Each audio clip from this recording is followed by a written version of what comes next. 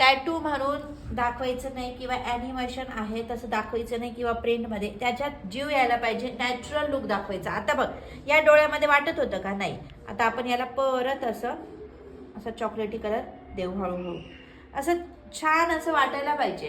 नाही तर काय दिलं हे झालं काळं, इथं हे झालं ते, काही तसं सोडून द्यायचं नाही. आता मला वाटतं इथं हा कलर द्यावा आहे म्हणून मी हा इथं देते. मला इथं वाटतच नाही का तिथं पूर्ण छान वाटेल तो काळा, म्हणून तसं तो मी करते. आता या डोळ्यांमध्ये असं बोलके डोळे वाटायला पाहिजे. भले याच्यात ते चित्र वाटतंय, आपल्याला इथं चित्र नाही दाखवायचंय. आलं का लक्षात? आणि काही काही ठिकाणी फक्त एवढं बोलून शिकून देता, हा झालं इथं प्लेन कलर, इथं डोळे नाकी हे झालं. तसं नाही करायचंय. जोपर्यंत प्रॉपर शेडिंग वगैरे येत नाही तोपर्यंत आपल्याला हे घासत राहायचं, करतच राहायचं.